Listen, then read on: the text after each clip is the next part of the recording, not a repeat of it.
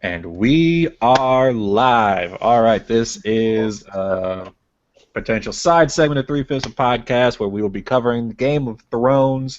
We're starting off with a recap ahead of the new season. We are going to be recapping the first few episodes of Season 4, and hopefully over the next couple of weeks making our way through the entire T of Season 4 and then move into Season 5 and kind of do weekly recaps of those. As we progress through this upcoming season, which should be pretty interesting because they're going to start departing from the books here. I am, as always, your semi-quasi sort of a host, Eric Price, and joining me today we have the Countess, Miss Cece, and I haven't come up with a nickname for Colin yet. I don't have it. You could just say Colin. Colin, no, I don't look. Nicknames are required here as part of the introductions. You just give me a little time. I will come up with something. Yeah, you got to come up with it because every time I come up with my own nickname, it ends up being corny. I think it sounds cool, but then it's corny, and so. Right. Don't call him Hush Smith. Yes. For the first one, we'll start off with Westeros' own Colin. So, okay. Start with that. We'll see what we move to next. But like I said, we're going to be covering Season 4, so I'm first just going to open it up. I'll start with Cece and then you, Colin. What overall did you think of, let's stick with the first episode, Two Swords.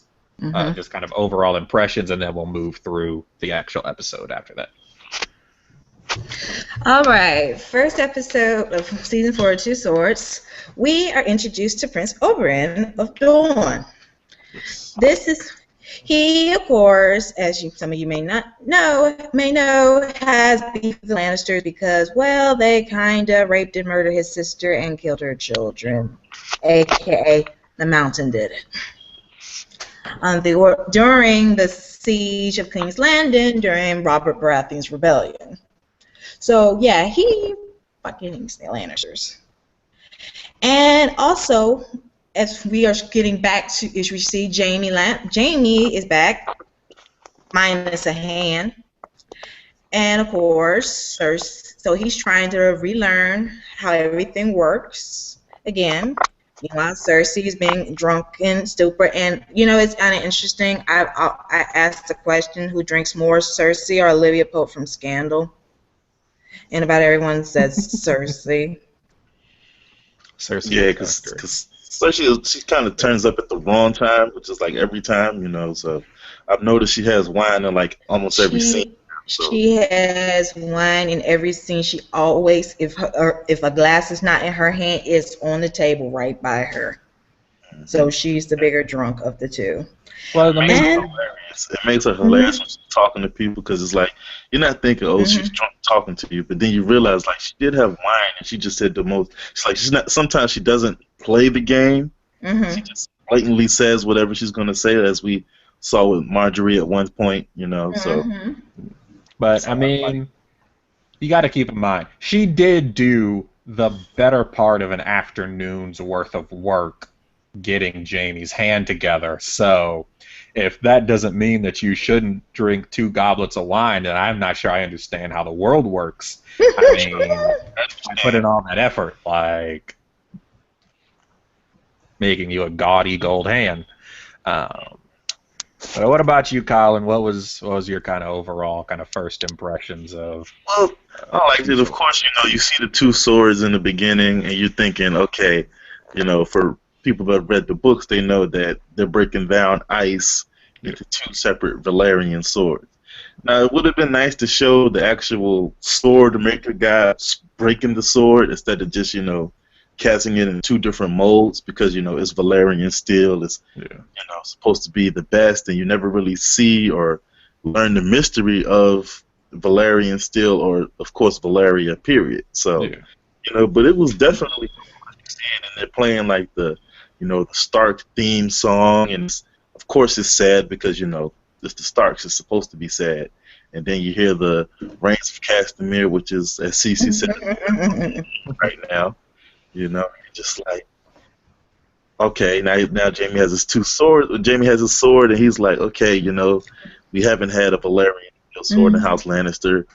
Of For a course, minute. well, I don't have a hand, so it's like he has the sword, but it's pointless because the hand is gone. So it's like, Dad, why would you play with me like that? You know that hurts. Maybe I wish you would have got this in a different situation, but and it was pretty cool. And I definitely like seeing the House Martell. Lannister versus Doc. So I like seeing the Martells, like the actual, finally a character. Let me tell. Can I just say how much I stand for Grandma Martell? Oh yeah. Oh no, that's Grandma Tyrell. Tyrell. Yeah. Oh yeah, Tyrell. she's one of my favorites because I just so love her because she reminds me of Alexis from Dynasty as how shady she is, but also how she is just a total boss because, be honest, she runs House Tyrell. pretty much like that's like her son is like the Lord Paramount, but everybody knows like okay. Grandma Go to runs the Grandma, show. I mean, she's not even a legit queen, but when your nickname is the Queen of Thorns and you're not even a legit queen, then obviously I have to respect you. And then she knows how to play the game. Like her son is they don't show him much, but she knows how to play the game, and you can tell by Tywin just talking to her. Tywin doesn't Tywin doesn't greet people on an equal level unless they're on an equal level. And Yeah, like, he so doesn't far, she's the only one. Yeah, he doesn't really acknowledge Mace much. Mm-hmm. I mean, as we kind of get into, we'll Yeah, get into the in later fetch episodes how Mace You gotta gets fetch your put papers. on. If you're a lord, you don't fetch papers. Yeah. So And he makes Mace a errand boy yeah. while he talks to Grandmother Tyrell. Oh, and another thing.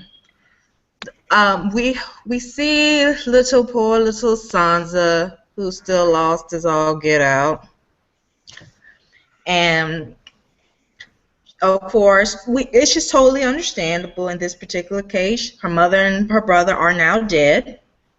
Mm-hmm. Teeny tiny bit might be her fault. In a way, that's why I said teeny tiny bit, because I mean, if she hadn't lied on her daddy, he might have not gotten killed by the Lannisters, which might have not caused Robb to go to war against him, and hence the whole Red Wedding thing. You got to keep in mind that it's micro. There was a deal in place where with Walter she Frey was going to testify he did all this stuff. Mm-hmm. Ned was supposed to come out and be like, yeah, my daughter's telling the truth. I really did do all this stuff. And then Joffrey was supposed to pardon him and let him go. If he didn't, and let him go to the Night's Watch. That was the deal that everyone had worked out. It's that Joffrey changed the deal at the last minute because that was kind of the moment where, I'm the king, I do. Tyrion and Cersei realize, oh crap, we really can't control him. Like the amount of control we thought we had over him when he wasn't king, we've lost when we put that crown on his head. He's gonna do by and large whatever it is he wants, and so you put Mad King Aaron back on the throne, and you crown Joffrey. That's what you did. Yes, he's not a Targaryen. Except he's a little bit worse because it's like with Aerys, when you read about him, they say he wasn't mad the whole time. He said he had tendencies, and then a situation caused it to happen where he just broke completely. He just got paranoid. Whereas it's like Joffrey was like his mom raised him to like Lannisters only and all this other stuff. I'm like, yeah, but his last name's Baratheon. You never see him really but everybody that knows like, hey, he's not a real Baratheon anyway. Yeah. But it's his mother had way too much control, and his supposed father was like drunk. So it was like he didn't get any balance. He just got my mother. I got crazy mom and drunk dad. So I'm king. Do what I want, and do what I want, and that's cut people's heads off and not care about. You said, he started off crazy. Ares was largely okay. He had some tendencies. He apparently, was maybe a little touchy-feely, which we King don't get Scab. into too much in here. And then some stuff happens that would legitimately make anyone paranoid after that, and it just pushes him right off the deep end, and they never really recover from it. But Joffrey starts off insane. Like, he begins, like, what is it? Marjorie kind of comments, and now, like, he's happiest torturing animals or something like that. Yep. Like, She said if he has to pick, I could let Joffrey pick me out a necklace, and it would be like a chain with a thorn with dead crows and heads on it. Yeah, like he's. Yeah, go ahead. And then on top of that, it doesn't help that he's not only like cruel, but he's like so weak. Like, it's one thing to be cruel, but you actually do stuff. But it's like he doesn't like do anything. Like, he physically doesn't do anything. I mean, he could give orders and they listen, and you're just like, that's why inspire anybody, of course. That's why I gotta make this scandal reference because Joffrey, to me, reminds me of Fitzgerald Grant, who is the president. Also,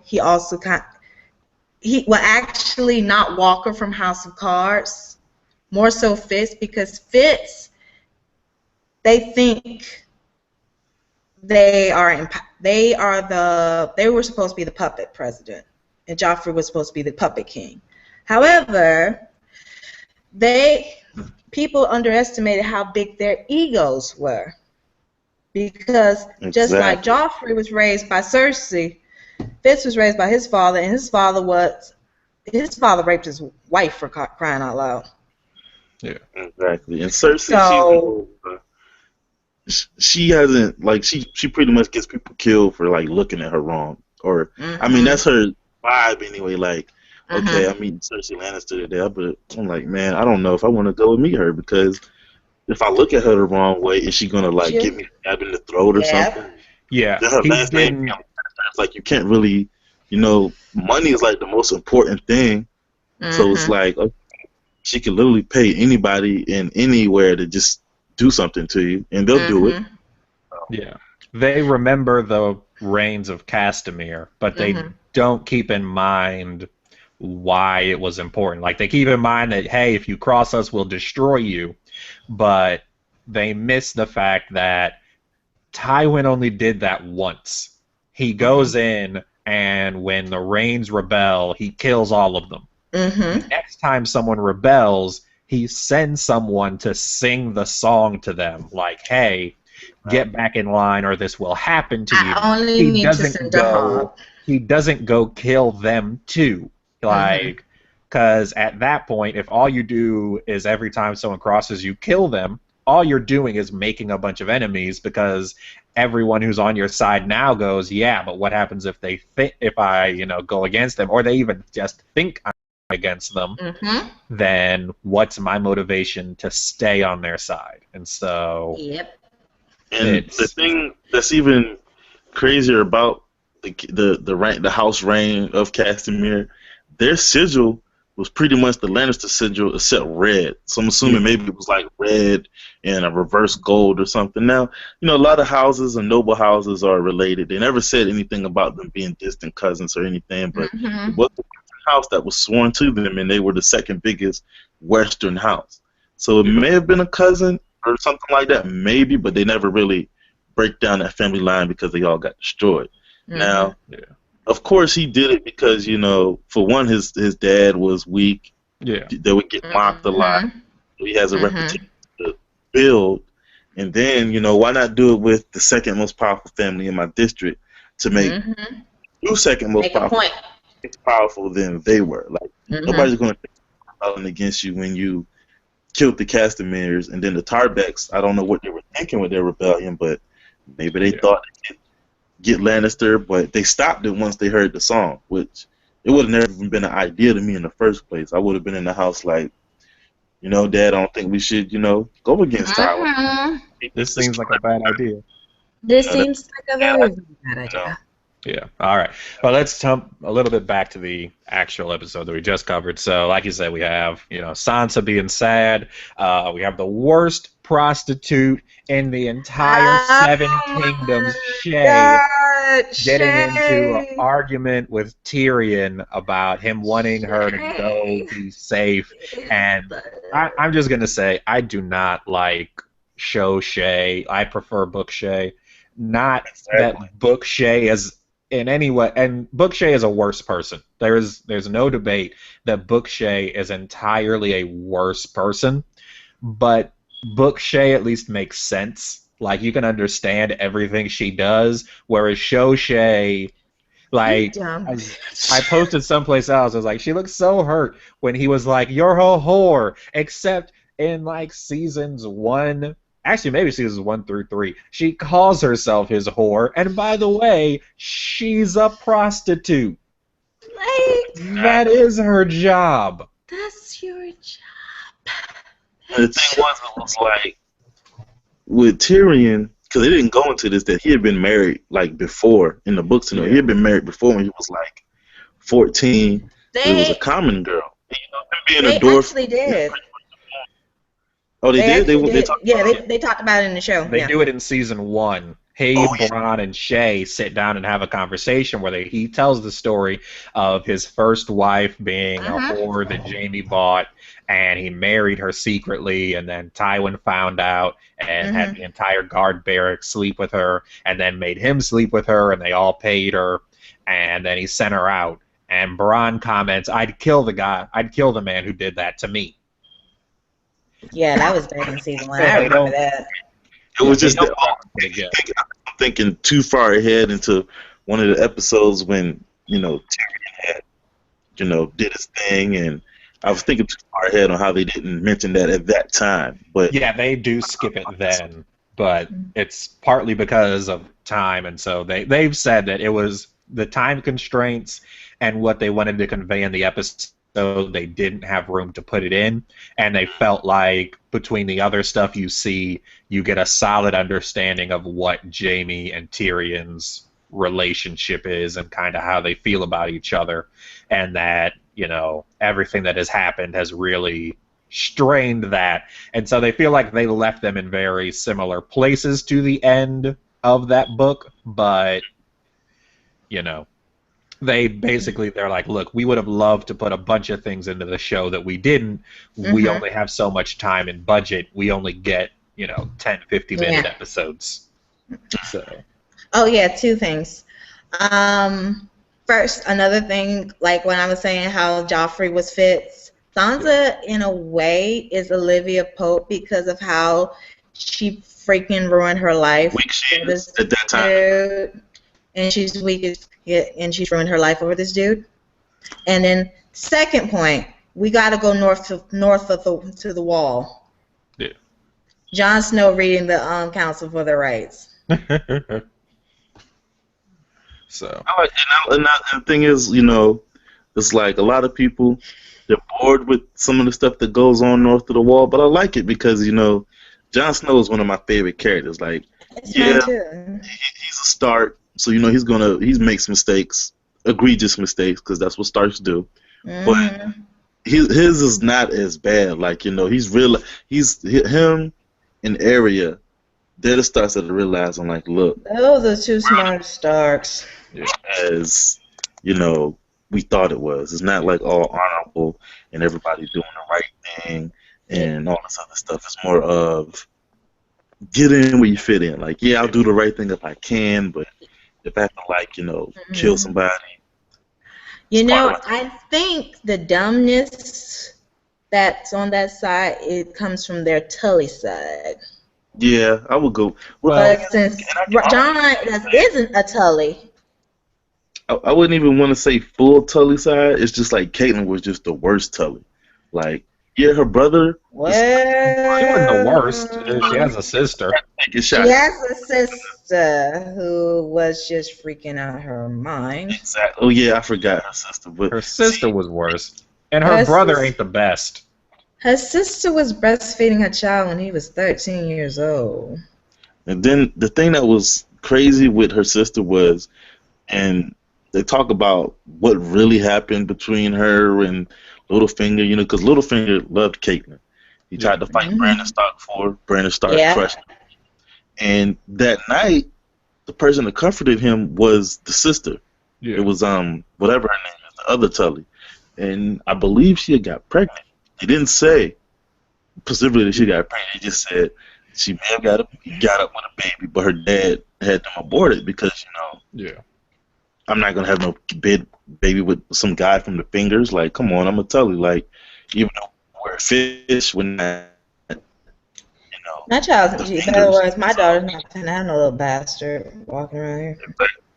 So it just sort of, I think that's what probably drove her crazy, because not only was she forced to abort, then she's forced to marry this guy that's like 48 years old enough to be her granddaddy almost. Exactly, like her, like the dad and him are peers technically. Like that's nasty. That's nasty.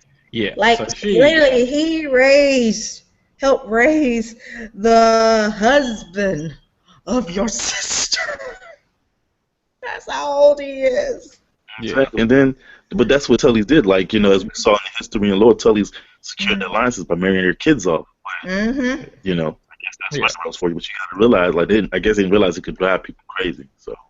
Yeah, and that wasn't the original necessarily marriage plan, was for them to be married, you know, that way. But that's kind of how it ended up working out. That you know. They end up married to all these different people because, remember, the alliance was supposed to be that Brandon Stark, the older brother, was going to marry Caitlyn, and then Robert Baratheon was going to marry Ned's sister. And so that was going to be... He had something he loved, and it was like I think she was... And then... And then, what's his name? Rhaegon Targaryen showed up. Yes. Kidnaps the sister and sets the... well, actually, it's not even the kidnapping that does it. It's when Brandon goes to the capital and demands to fight Rhaegar, that Mad King Aerys is like, oh, they're revolting, and sends for his dad and then kills them both, and that sparks off the full-on rebellion. But then that's what causes Ned, who needs alliances, he still has to marry, like he still marries Catelyn because his brother was supposed to, and because they need the alliance. They need the Freys in order to be able to get through from the north to the south. They also need allies in the south in order to kind of, you know, be able to carry on this war, and it ends up building, you know, a decent part of the coalition that ultimately does win the war, which is why kind of one of the theories surrounding things is that Ned's father was potentially trying to overthrow Mad King Aerys on a long-term plan, because the Starks traditionally all married in the north. They married cousins, they married smaller northern houses. Them marrying the Tullys and the Baratheons was a major change of policy for them.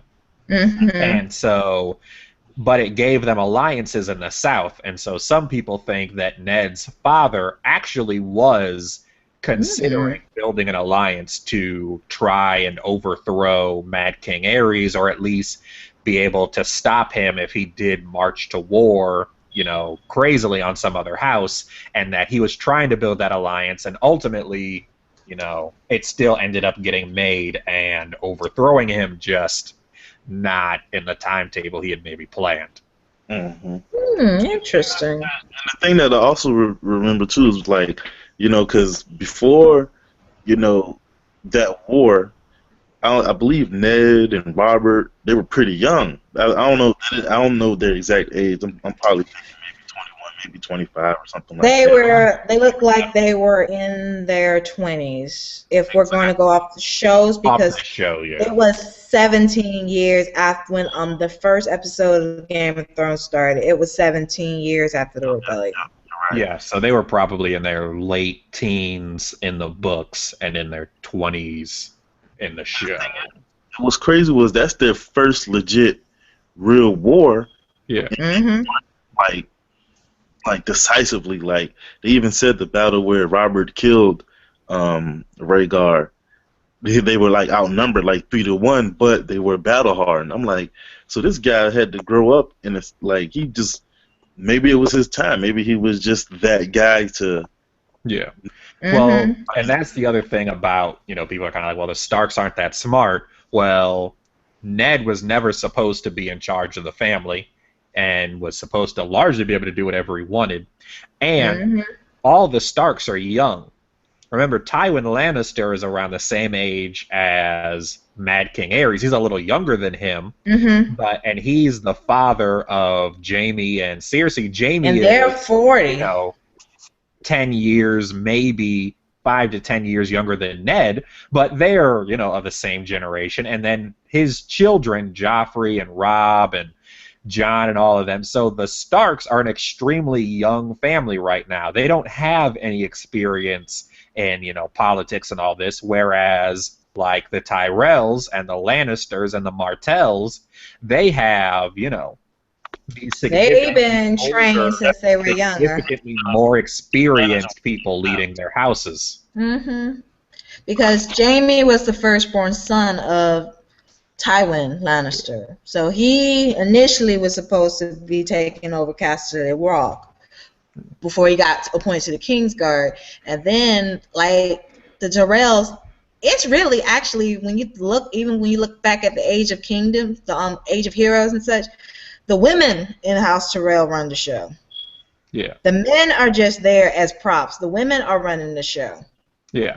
But, I mean, you have, like, Lady Olenna, who is older than almost everyone on the show and is training Marjorie.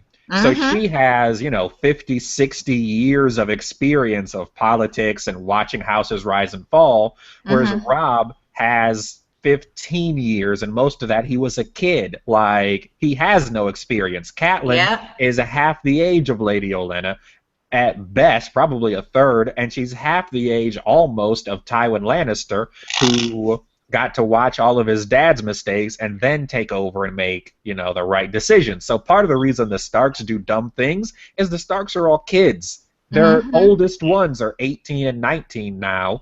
Like, they've never done anything, whereas Tywin is like, look, this ain't my first rodeo. This ain't my first war. I was the hand of the king for Aerys. I was the hand of king for Joffrey. I'm going to be, hand of king for Tommen. Like, look, I know what I'm doing here. I've been doing this for years.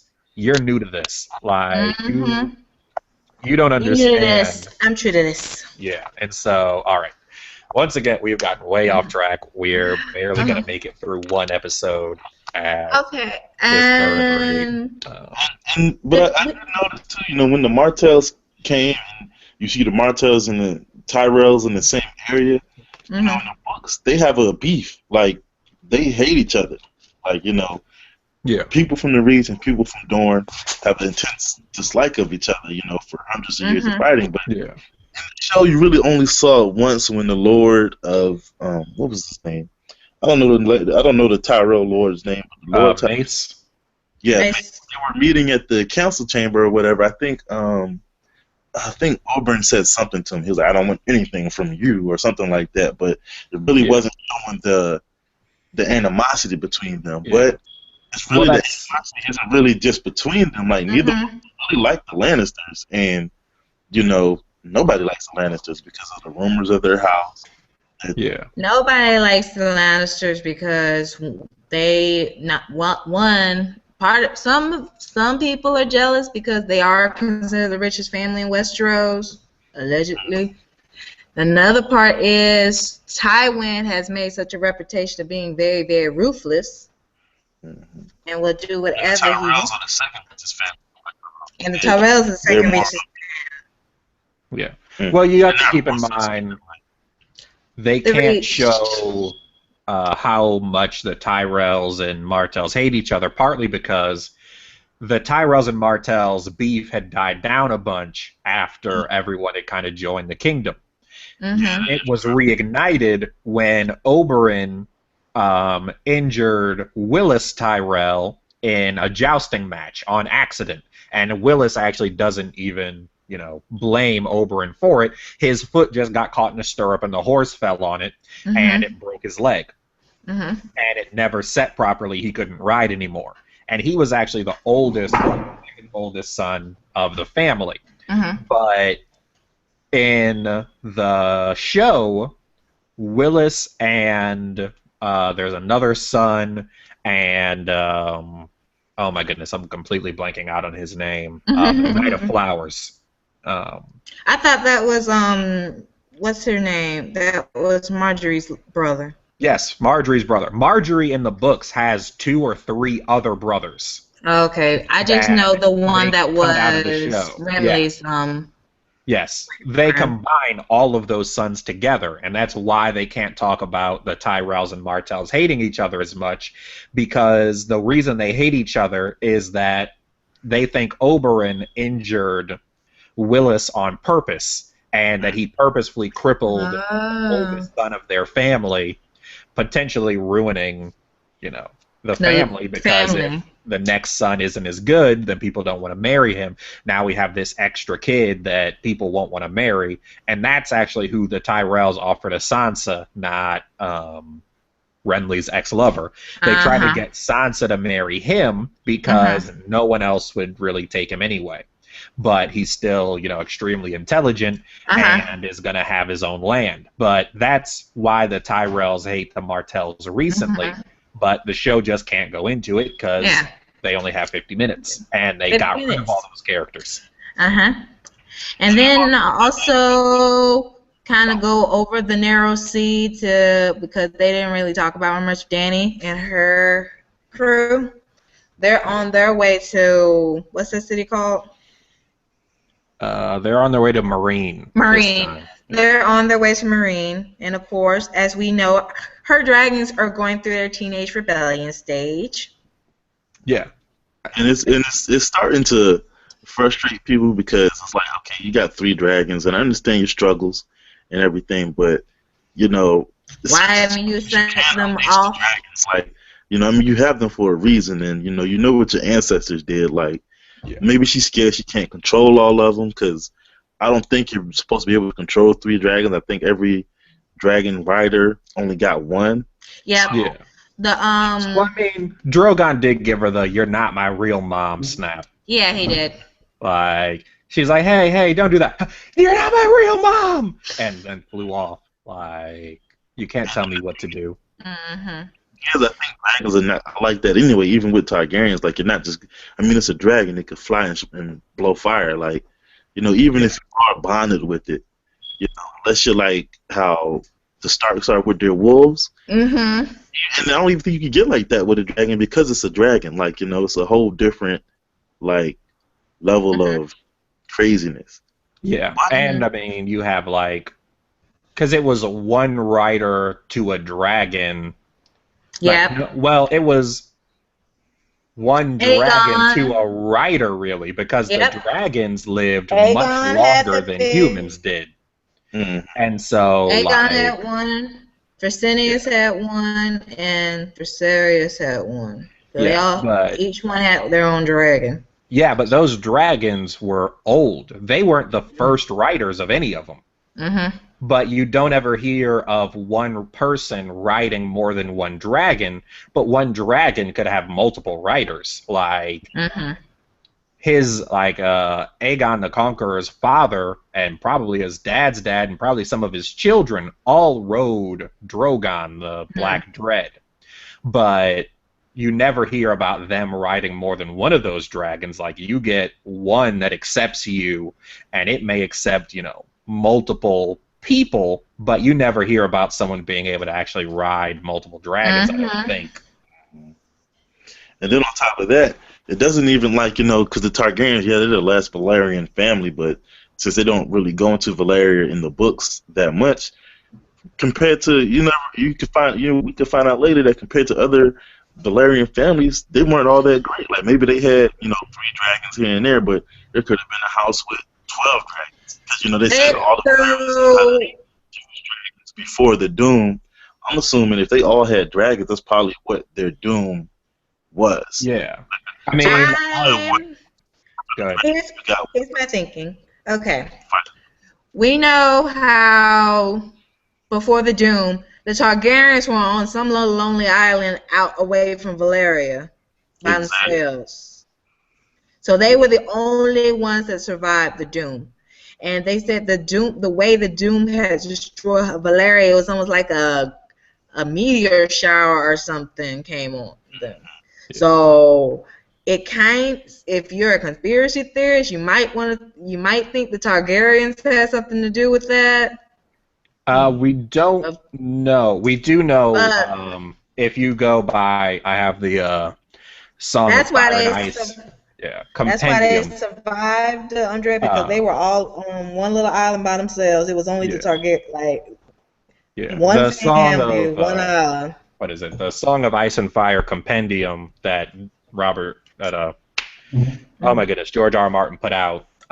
They Mhm. talk about this a little bit. The fact that the Targaryen head of the family, one of his daughters, uh, Vision. was a prophet or prophetess and had Mhm. visions of the Valerian Doom. Mhm. And so he takes his entire family and moves them to that island. And then it sounds like years and years later, the Doom of Valyria comes because the other dragon lords of Valyria Mhm. laugh at their family like, you're insane, you're conspiracy theorists, nothing is going to happen to us, everything is fine, and then the Valyrian Doom comes. And so no one is still quite sure what happened, whether it was like a meteor strike or or if like the volcanoes where the dragon's eggs came from all exploded or both, or something else happened. But she prophesied that something was going to happen to all of Valyria, and no one but her family basically believed that the visions were true until it was far too late. Oh yes, and we can't forget also in the north, Little Reek's adventures. Everyone wanted Theon to get his comeuppance. Everyone was like, Theon needs to pay. Theon needs to have something bad happen to him. I tweeted out something like, see, Nobody wanted it to be that bad though. 'Cause yeah, it's like, no. That's the problem when you go out and demand, well, give me vengeance, do bad stuff till I feel better, is the kind of person who will do that for you, is the kind of person who doesn't know when to stop. Like, he's just gonna, like, you, in wanting Theon to be punished by a monster, you found a much bigger, worse monster that the Stark family had been keeping in check the whole time. But So no. it's like what they said. You basically got rid of you replaced a mad person with a sadist. Yeah. In a way, because the Boltons the Starks kept balance in the north. Now that most of the Starks are dead, it's House Bolton, who is known for fleeing people. and the thing is though, it's like people hate the Boltons. They're like, how can you like the Boltons? They're so evil. But I'm like, I kind of like them not for skinning people, but more of like they saw the situation and they just took it, and it was like so easy for them because it's like the whole time like not really into it, because as you saw through season 3, questioning, you saw Lords of the North questioning Robb Stark anyway, because he's too young, and then he's like part of them questioning Robb Stark is because he kept listening to his mama. Exactly. Part of it. His mom. And then his mom was doing most stupidest stuff. Exactly. Like you let then he tore by Jaime Lannister.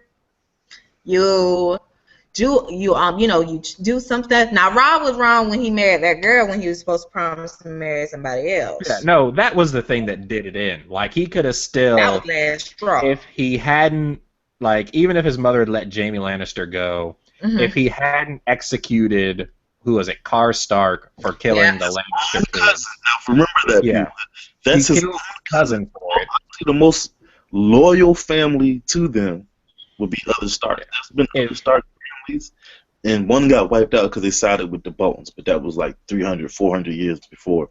But that's the only family that's guaranteed to support you through whatever, no matter how Mm-hmm. you are. And you killed their lord.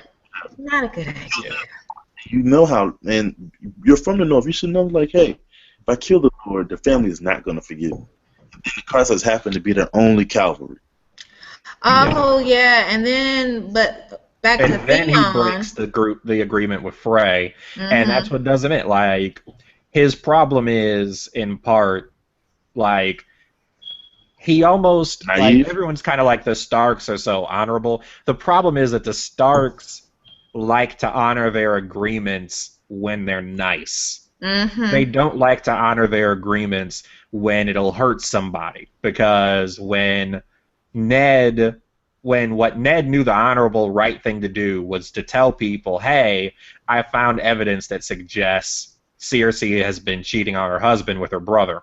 Rather than take that evidence to the right people right then, he warns Cersei so that she can escape with the children, because killing children wouldn't be nice. When Robb is seduced by or sleeps with the one chick, he doesn't want her to become, her to get a bad reputation, so he marries her, or in the show he marries her for love, rather than keeping her as a mistress or just saying, look, I can't do this because, it would make this woman look bad, but it requires you to break And it wasn't even an important worst part alliance.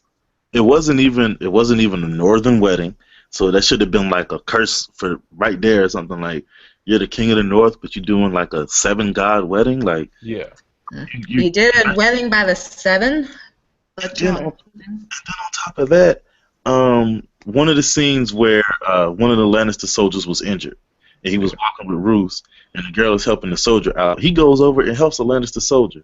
I'm like, okay, I know you have a heart, Rob, but seriously, really, king of the entire this guy was stabbed not chance, and you're just gonna like help him put his leg back together.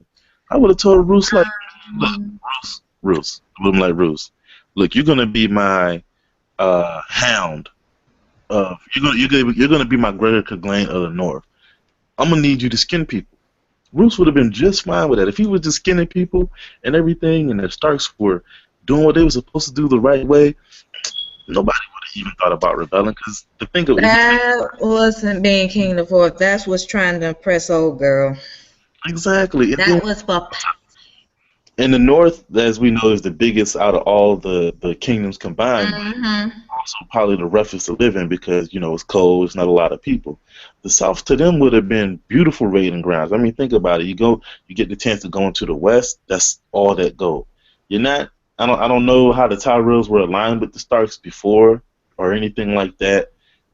So you're not gonna. I don't know if they would have went into the Reach, but I mean, for Northern soldiers, you're from the cold. Your area doesn't have a lot of place to grow stuff. Mm-hmm. Raiding the South would have been wonderful, and then you could have got the Stormlands into it, but it was like he was just thinking like, I have to do this, my personal honor. Like, I'm like, bro, she's not even a noble woman. Like, you don't know who she is from anybody. You slept with her one time.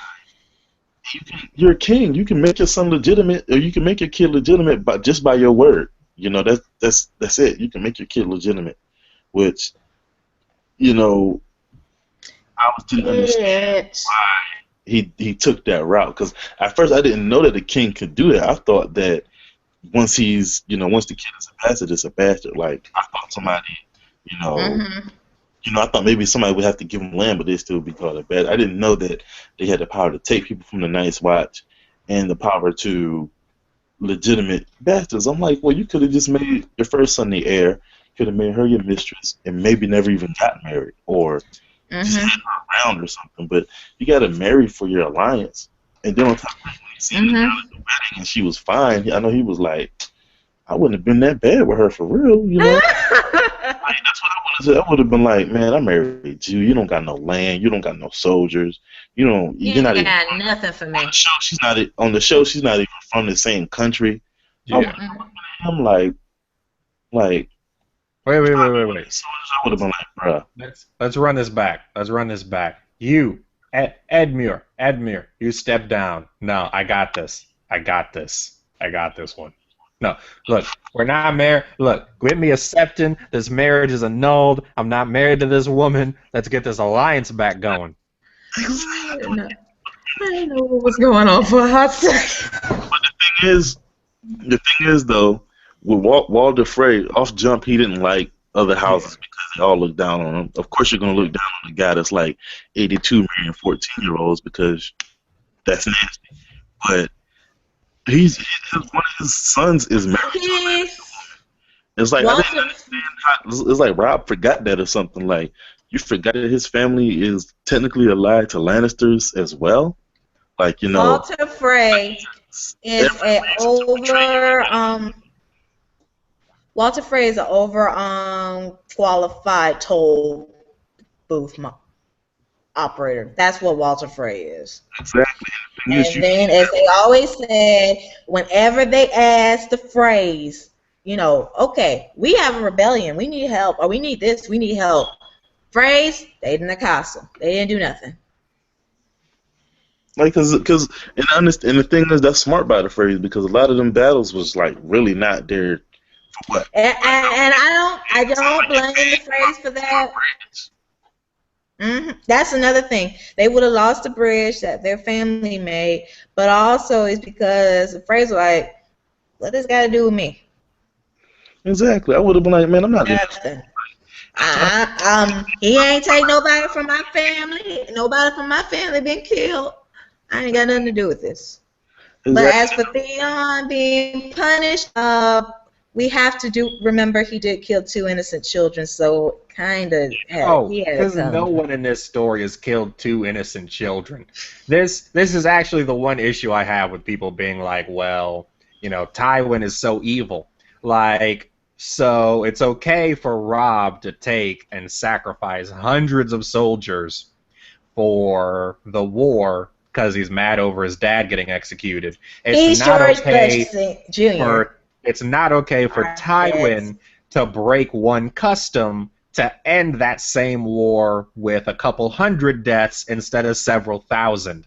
Like, we love to make these very interesting comparisons of, well, I mean, they're soldiers, they agreed to fight. Well, most of the people who got killed by Tywin were either soldiers or people who knew when they started this rebellion, if we lose... One's at Harrenhal. Yeah, Catelyn, like, it's not like Catelyn thought she was going to live if they lost this war. Like, you're going to die if we lose. They all signed up for that. So it's kind of that part, too, where it's like, we're mad over Theon for killing 2 kids and setting them on fire, but we're perfectly okay with some of these other people who, I mean, as we haven't gotten to that episode yet, but we'll get into stuff with Dany, where when the slaves rise up against the masters in Meereen, one of the guy's fathers is killed. He's like, my dad was fighting for reforms to make life better for the slaves. He still got killed when you all broke in and started this riot and everything. Like, it's like the sales source said, I came at night because I killed the right people. Yeah. It's really just which people did you kill. It's all who you. It depends on who you killed, rather than why. Why? At the same time, if I had been Dany, all she had to do was hit him with, did your dad currently own slaves at the time of the rebellion? And if he said yes, I would have been like, well, then he got what he deserved. His reforms came too late. Bam, and keep it moving. But no, she's so nice and so un-Targaryen. It's like, you're gonna go back on what you just did. You just buy these people in the process, or well, I don't know what it is, some type of poll or something. I would have been like, no, they're gonna stay out there at least for another 7 days. Just 7 days for an effect because 7 Kingdoms, 7 days. Why not? But and then I would have probably took them down. But she wanted to do it like because she felt so big. It's like when people see that, they're like, really? I mean, like, yeah, I know you got the dragon. But well, the Marine. Remember the people who were on the as markers. A lot of them were children, and remember, Dany said she was going to remember every face. Exactly. So you go for all those miles and you see all those children slaughtered like that. I can kind of understand you be like, you know what? I'm gonna do exactly to you what y'all did to those children. Well, that's the thing. I think she was justified in that because she Mhm. said she was going to do it and she did it. But then when the Mhm. guy complains about it, you take it all down. Like, Well, that's because it's all emotion. Mhm. She felt mad when she saw it, so she said something. Then she found out, oh, wait, not all these guys were actually these horrible, terrible people. Well, now I feel bad about that, so I'm going to do this. Like, she's not. It's the same issue, arguably, with Rob. It's the same issue She's still with not experienced because Joffrey to a Danny. degree. It's just whatever my emotions make me want to do at the time. It's why Cersei gets in so much trouble. It's why Rob got in so much trouble. It's why Joffrey was so terrible. It's why Daenerys is getting in trouble. It's why Theon got in trouble. It's my emotions are going to make this decision for me Mhm. as opposed to me actually sitting down and thinking, okay, what's the actual best move here? Like Olenna and Tywin have Yep, for most because of the series. and, because and I have a question for y'all. Now, when Theon betrayed Rob, do you think that was an emotional decision or was it because emotional. he was trying to get some power? Because Emotional. It was emotional. And I will tell you why it's emotional. He was emotional because he was all fine and, Team Raw until he met his dad. And he wanted to please his daddy because he's his daddy's only living son. That was all emotion because nobody in the Iron Islands took him seriously. They're like, oh shit, you were raised by the Starks. You're not a Ironborn. Yeah. Gone somewhere. Sit It was down. basically daddy issues because he was Mhm. never fully accepted by the Starks despite being raised by them.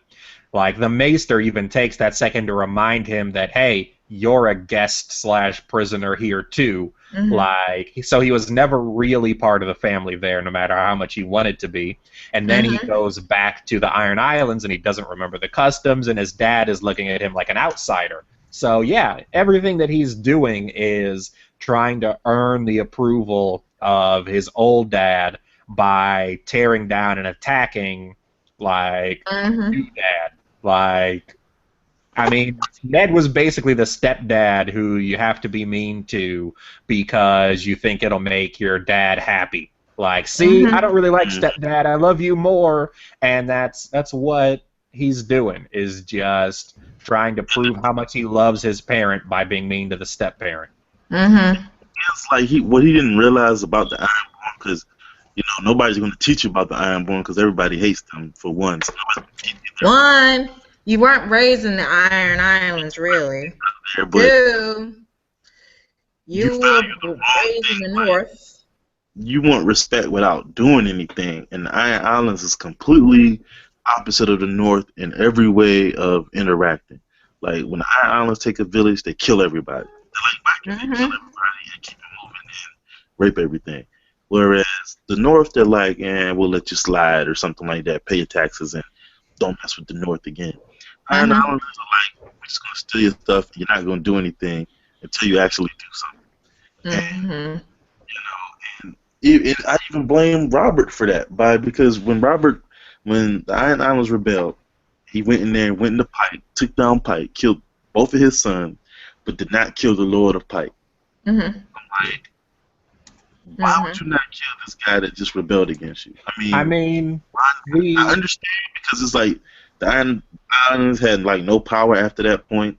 They really still don't have any now yeah. because they know how to hold down a fort. Yeah. They're I more. mean, we also kind of learn why he didn't kill him because in the books, at least, we meet his two brothers. And honestly, between the three of them, you wouldn't really want Victarion because Victarion was a much better, fighter in general, and you certainly don't want to put Euron in charge of anything.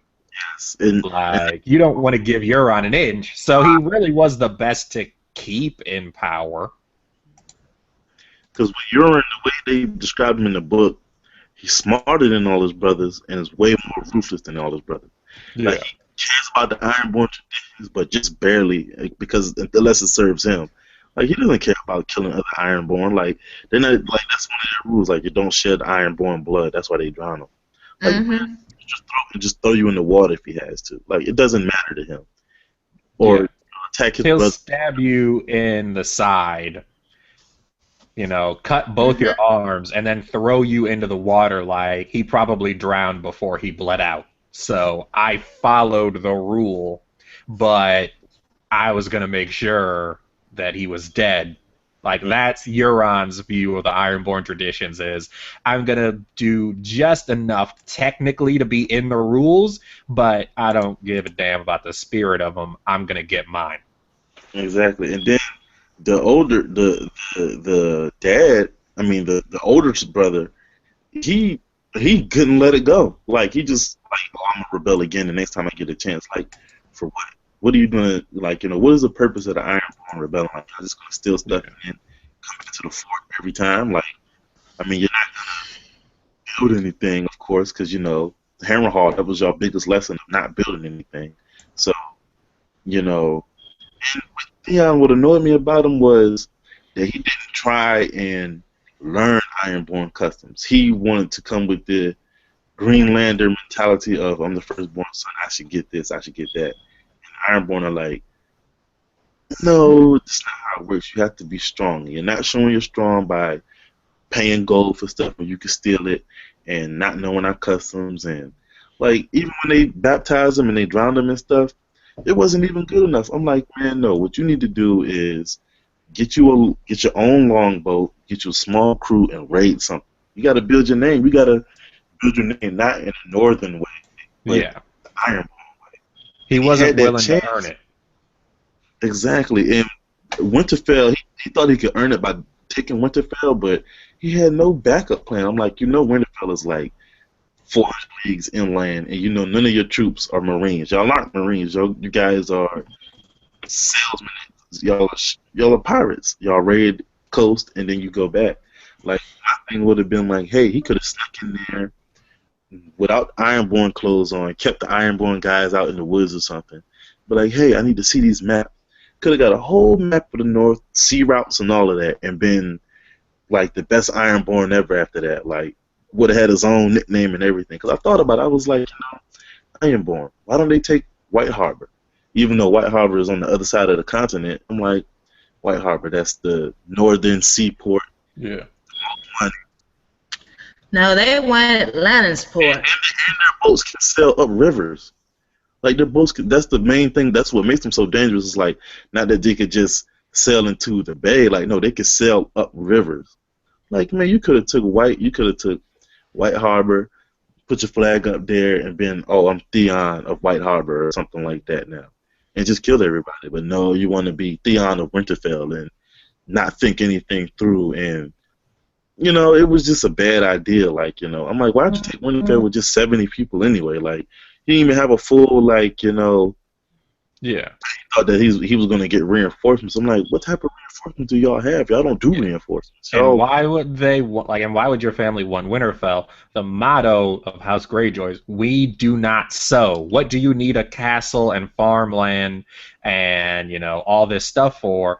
The whole point of what your family does is, we show up, we take what we want, and we go back home. Like, we're not going to take over these lands here and become, farmers just because you got us a cool house. That's not what we do. We are raiders. Yeah. Exactly. We sack and we pillage and stuff. And then the thing was, when he was with Rob and them, like, Rob considered him a brother. Like, he would have been considered a lord, even though they probably would have been joking about him being a Greyjoy and stuff. But you could have been like, you could establish your own Greyjoy branch, like we're the honorable Greyjoys, or named it something else. He had so many other options, but he was like, no, I want to be Ironborn to death or something like that. And I guess that's because, like, unless his dad specifically said something, like, with his sister, he would have been the Lord of House Greyjoy. Mm-hmm. Because he was the only remaining son. Exactly. By default. Exactly. And the Greyjoys don't really respect women. Like, they respect her, but they wouldn't want her to be in charge at all. Like, Mm-hmm. season 5, they said they're not going to do any Ironborn stuff, but in book 5 was when they had the King's Moot. If y'all ever played Skyrim or anything about a King, that's when you choose your king and stuff. And, of course, Theon wasn't there because he's getting tortured. Asha or Yara, I can't remember her name right now, when they were like, well, when your kingdoms, you got to show off what you can offer and why you should be in charge. Well, them was just like, this is the North. The North is a waste of time. There's no gold, there's no money, there's no riches. It's just shells and rough stuff and cold. Like, why do we want the North? Whereas a few of the other guys, they were like, well, we're going to bring it back to the old days, and we're going to just raid and be known and stuff. And then Euron, who was shady and scary out of everybody, he shows up with like a Valerian dragon horn and like 12 crazy looking dudes that don't even look Ironborn, scaring the hell out of everybody. And he's like, he opens up his chest of what he will bring as a king, his gold and jewels and swords and all this other stuff. He's like, look, you want to bring it back to the old days? Cool. We got to get some dragons. They're like dragons. He's like, man, trust me. I know about dragons and shit. And I got one eye. You never see what's in my one eye. So, trust me, I'm crazy.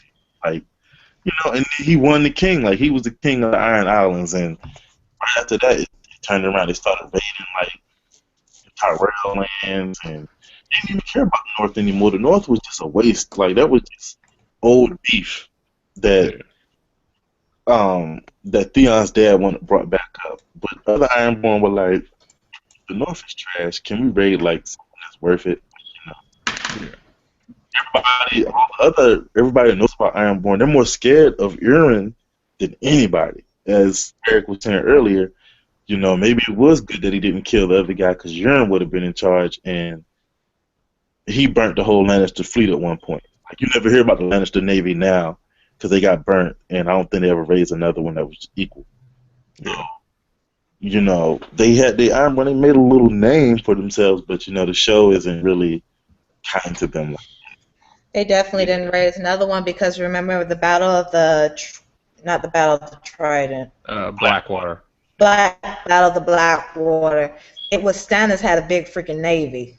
Yeah. The Lannisters did not have anything, really. Exactly. Like, they didn't even have any catapults in their damn fort. Like, I'm like, what are y'all doing? Like, do y'all not know that that you're in a war? Like, and Tyrion had to lead the charge and then almost get killed, and then Tywin came up and all that other stuff. But, it was just like, yeah. Sheesh. Tyrion freaking saved King Landing, and then everybody was like, yeah, okay, so sit down. Yeah. All right, guys. So we didn't make it through 2 episodes. We made it through kind of 1. And we made it through 1.5. And we went a lot over the time I was rooting for. I was rooting for us to be closer to like half an hour, 45 minutes for 2 episodes. So we have definitely overshot, but it was good discussion. Hopefully next week around this time we can do it again and knock out a couple more episodes because I'd like to be done with these by the time we get to the new season premiering. So we have to tighten it up a bit. But this was a good run, so yeah, let's keep recapping, keep watching. All right, you guys. I guess I'll see you next week on Sunday. Yes. And every Sunday until the show comes back on? Yes, every Sunday till the show comes back on, and then we'll have to figure out when we want to do the show comes back on the 12th. Well, so we have so that's in 2 weeks. 2 more, yeah. Like the week that the show comes on, I'm gonna just be at work saying a bunch of like random Game of Thrones stuff. People gonna be like, what are you talking about? It's gonna be like, "Ours is the Fury," and then I'm gonna just walk off. What are you talking about? It's gonna be one person. I'm just gonna be hung. And I'm gonna look at you like, winter is coming. I'm just gonna be humming the Rains of Castamere. Yeah. Hey Eric, yeah, that TPS report, Fire and Blood.